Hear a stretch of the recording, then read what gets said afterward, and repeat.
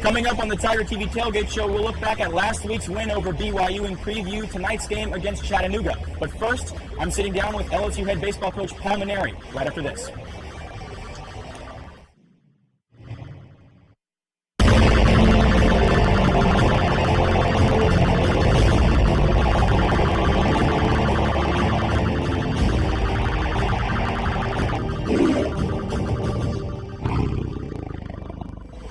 Welcome to the Tiger TV Tailgate Show. It's week one, the first game at home this season, and we're starting the show off strong with head baseball coach Paul Mainieri. Thank you for joining us. I'm glad to be here. We know you're a busy man, so we're going to try not to take too much time out of your schedule. I want to start, though, with last season. Last season, you make it to Omaha with this core of experienced players. How do you reflect on last season, knowing that you've lost that core, but look forward to this one, knowing that you have so many young players that have that experience under their belts? Well, last year was a special season. You know, it all began when we had 4 players that were drafted, decided to come back to school for their final year. Of course, we're talking about Jared Poche, Greg Dykeman, and of course Kramer Robertson and Cole Freeman. They provided such great leadership to our team, and even though we had a few rough moments throughout the season, I always had the confidence that we would put it together when it really mattered the most. And we made a great run in Omaha and beat Oregon State twice, beat Florida State twice. Unfortunately, we just came up a little bit short of winning our school's 7th national championship. It's going to stick in my side for quite a while, but I'm excited about our new squad. We've got a lot of new players. Roughly half the team is new, but we have a good core of guys that are back, and I think these young players are very talented. You mentioned Kramer Robertson and Cole Freeman, the middle of that infield. On the corners last year, you had Jake Slaughter and Josh Smith, 2 guys who are natural shortstops, some would say, and some say that you have about 7 or 8 natural shortstops on this roster. So how are you looking to move them around in the infield and get the most out of these athletes? Well, first of all, that's not by accident to have so many high school shortstops, because I learned a long time ago that the best athletes in high school generally play shortstop. And so I recruit as many shortstops as I can, because then you can move them around to different positions and they can handle it defensively. But I would guess, if I went out on a limb, I'd tell you that Josh Smith is probably going to slide over to shortstop, and Jake Slaughter will jump across the diamond to third base. And that's what we think will end up happening. Of course, the players have to go out there and prove that that's our best combination. Now, you mentioned Jared Poche. You lost Alex Lang as well, 2 of the best pitchers in LSU baseball history. What's the rotation looking like? And a guy like Zach Hess, who dominated out of the closer spot, is he a guy that's being looked to move into that weekend rotation? Well, unfortunately, besides losing Lang to the pros and Jared to graduation, we lost Eric Walker to injury. He's going to miss the entire season after having surgery. So we've got to replace an entire rotation. And a lot of people have asked me, have you ever had to do that? And it brings a smile to my face, because we had to do it between the 08 and 09 seasons. We went to Omaha in 08, didn't win the national championship, had to replace the entire starting rotation the next year, and all we did was win the national championship with that new rotation. So I'm hoping the history will repeat itself. I think a guy like Zach Hess and Caleb Gilbert certainly will get the first shot. Caleb Gilbert had a great performance in Omaha. And he pitched magnificent against Oregon State, but he pitched well really the last 6 or 7 weeks of the season. So I have a pretty good feeling those 2 guys are going to hold down pretty important roles. Whether it's in the starting rotation or not will depend on how they perform, but also how some of these young pitchers that we brought in will. Now, it's the first week, the first home game of college football, and we were talking before the show about how great these fans are. How excited are you for them and for football to be back in Baton Rouge? Oh, man, this is great. I'm a fan as much as anybody else, and our season was great, and it ran long. We didn't finish until the end of June, and when we were in Omaha, it felt like we were in Baton Rouge. So we always refer to, that's right, Omaha's Baton Rouge North. So being back out here on campus and seeing the enthusiasm of the fans and all the purple and gold, it just kind of gets you charged up, and you realize it's a new year. So hopefully we're going to build off of last week's game against BYU, have a good night tonight, and then get ready for SEC play next weekend. All right, well, thank you for joining us. Head baseball coach Paul Mainieri, national champion Paul Mainieri. We'll be back with more of the Tiger TV Tailgate Show right after this. Hello and welcome to the Tiger TV Tailgate Show. Welcome back, I should say. I'm Joyce Manos. Alongside me today, Dylan Alvarez and Madeline Adams. Guys, how great is it to have football back in Baton Rouge? Oh, I think it's amazing. You can just tell the atmosphere changes when football comes back to Baton Rouge, and there's a night game at Tiger Stadium. It's going to be exciting, guys. How electric is it out here, guys? It's amazing seeing all the Tiger fans back on the LSU campus. It's an amazing atmosphere, one that you really cannot replicate. I know I personally am super excited for football to be back here in Baton Rouge. Now, LSU has a new offensive coordinator this season, and fans got their first look at him week 1 against BYU. Will Eunice has the story. Involved pre-play motion, but when the whole offensive line shifted on the first play from scrimmage, the LSU fans knew this wasn't the offense they were used to seeing.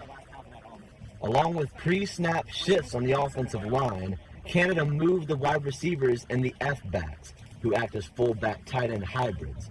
At least one of these two positions are moving on most plays, whether it be to the other side of the field faking a sweep or moving from a receiver position to the end of the line to help block. And they needed the extra blocking because LSU ran 57 run plays throughout the ball game, while there were only 18 passing plays called. Junior running back Darius Geis rushed the ball 27 times, amounting to 120 yards and 2 touchdowns. Man, that's LSU football. We run the ball. You know, we gotta set the tone. Everybody knows we're gonna run the ball. It's gonna happen. The LSU quarterback corps may have had a small number of chances, but they were efficient in their 18 passes, completing 15 of them. LSU's senior starting quarterback Danny Etling went 14 for 17 with 173 yards passing. This kind of play was sure to turn the eyes of the coaching staff. LSU head coach Ed Orgeron commented on Danny Etling's performance following the game. I thought he did a great job, exactly what we asked him to do tonight. I thought he did fantastic, but it goes to show you the hard work that he did all summer, and he learned, he studied. The guy's a relentless worker. Our players believe in him. That's why we named him starting quarterback, and he proved it tonight. The receivers answered the call of duty versus BYU, not dropping a single pass thrown to them. The 2 leading receivers in yardage were seniors DJ Chark and Russell Gage, with 77 and 36 respectively. One thing I love about playing receiver is you can work your technique and work your routes. And today that was my main focus, working on my routes, getting open, and kind of showed on the post route. I really stuck with my technique and got open. And I feel like just moving forward, working on it every day, we're going to be unstoppable. I think they're just a better coach unit this year. I think they're more experienced. And again, the guys that we started tonight were the guys that we thought that could catch the football. Maybe not the most athletic guys on the football team, but the guys that we knew would catch the football. The players said in post-game press conferences that there was still a lot of Matt Canada's playbook that the fans haven't seen. With faster and better defenses still to come on LSU's schedule, there's plenty of opportunity to see what's up Matt Canada's sleeve. For TigerTV Sports, I'm Will Eunice. And, well, we're going to talk about the offense in a second, but right now we're trying to fight against time against the band. Here's the four-corner salute.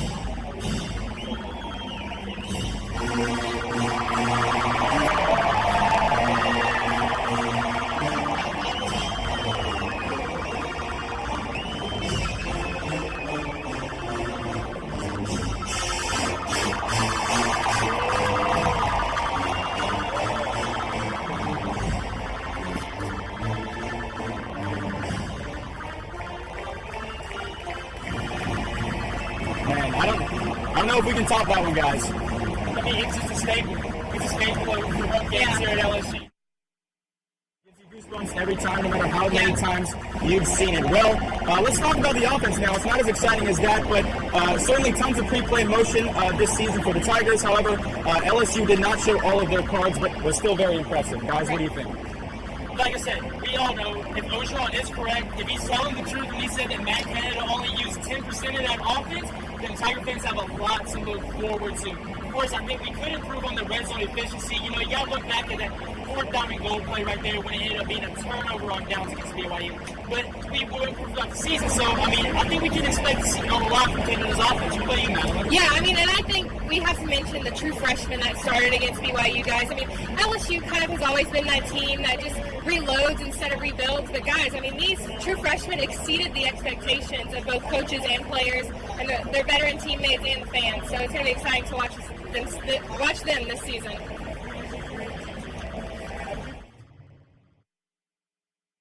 With a seasoned defensive coordinator like Dave Aranda, it's really no surprise that the LSU Tigers shut BYU out in their season opener and actually held them to under 100 total yards. But what is surprising is that the Tigers started 4 true freshmen on defense. The four freshmen were Kerry Vincent Jr., Grant Delpit, Caleb Chasson, and Tyler Taylor. Yeah, we knew they were going to play. We prepared them. I feel like this is one of the best freshman classes I've been around. I thought they were going to play well. Actually, I thought they were going to make a little bit more mistakes than they did, but it doesn't seem like they did. And they answered the bell. I got to give credit to our older guys. They helped coach them up, and they stayed calm on the sidelines, stayed calm before the game, and credit our coaches that coached their position. They managed their position. They did very well. You know, we recruited the best freshmen. You know, we got the best linebackers in the class of 2017. We got the best safeties. So, I mean, I feel like that's what they came here to do. And, you know, they did it, and they showed everybody, you know, why they playing it. So they just not out there by choice. They actually good. Out of the 17 true freshmen that saw action for the Tigers, 10 were on the offensive side of the ball. You know, at practice, those guys work hard just as hard as us. And it goes without saying they know what's asked of them. And you can kind of be nervous, and, you know, everybody kind of nervous putting them out there. But today they showed that when their numbers called, they're going to go out there and play. And that's the best thing about it. A lot of guys don't get this chance as freshmen, but you come to LSU, we expect you to play. And when their numbers called, they stepped up. Reporting from Tiger Stadium, I'm Madeline Adams, Tiger TV Sports. Guys, and let's be honest today, those true freshmen are probably going to get some more action on the field today against Chattanooga. Chattanooga's, you know, not a top-tier team, but so I think they'll get some playing time today. Absolutely, I agree. And I'm really going to look at that young wide receiver core. You know, last week, DJ Sharp was the only receiver with more than 2 catches. He ended up getting 4, obviously, for about 77 yards. I would definitely look at that young wide receiver core. Let's see if they get more involved in the game, and let's see if they make any progress tonight. Yeah, talking about the freshmen, one guy I'm looking at is Miles Brennan. He's second-string quarterback. We got to see him for one series at the end of the game against BYU. If this game goes as planned and LSU is winning by a lot and the game is kind of decided, we could see a full quarter for him. Maybe even a guy like Lowell Narcisse, 2 freshmen that Coach O is going to want to get more reps. And absolutely agree. Well, guys, coming up after the break, we'll look at some of the key players in tonight's matchup against Chattanooga. The TigerTV Tailgate Show will be right back. Now, most experts are predicting LSU to win big in tonight's matchup against Chattanooga. But we all know anything can happen on that football field. LSU's still going to have to perform at their best tonight if they want to avoid a devastating upset in tonight's home opener. And, of course, that all starts with Darius Geist. The Heisman hopeful racked up 122 yards and 2 touchdowns on 27 carries against BYU last week. But the Mocs allowed 366 yards of total offense in last week's loss to Jacksonville State, which could lead to even better numbers for guys in the rest of the LSU backfield. But that doesn't mean the Tigers are expecting an easy day on the ground tonight. Okay.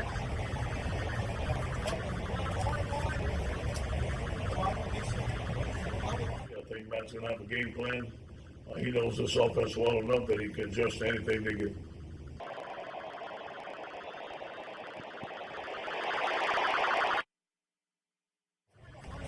Now, staying on the offensive side of the ball, the LSU wide receiver core that we mentioned earlier will be another aspect to look out for in tonight's game.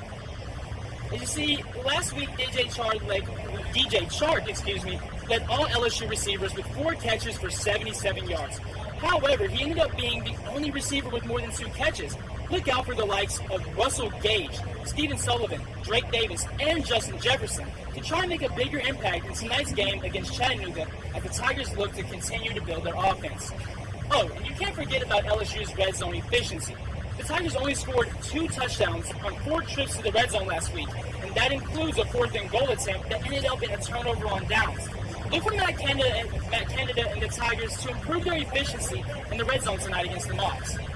Oh, and we didn't forget about that Tiger defense. A successful defensive performance will be crucial if the Tigers want to win tonight. But that's nothing new for Aranda and his defense. Dating back all the way to last season, the Tigers haven't allowed a touchdown in 8 consecutive quarters.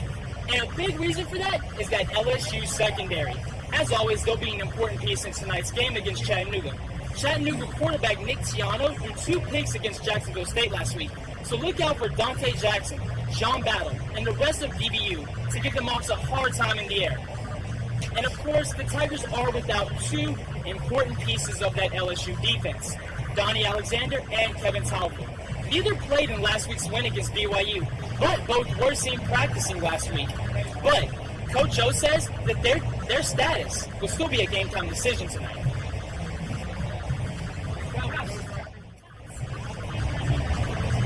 tremendous spring for us. Donnie's up to 230. He's done a lot of good things. The young guys have to. I don't think Dave has made a final decision on who he's going to start yet.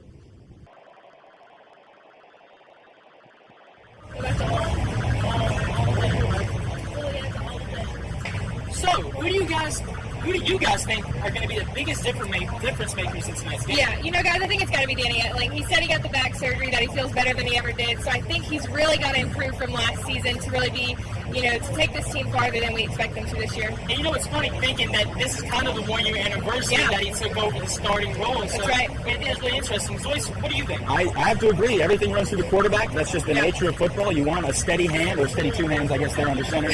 That's a good joke right there. I think it's going to be running through Danny Etling. I think he's going to be the most important piece of the puzzle, without a doubt. We'll be right back, though, with more of the Tiger TV Tailgate Show after this.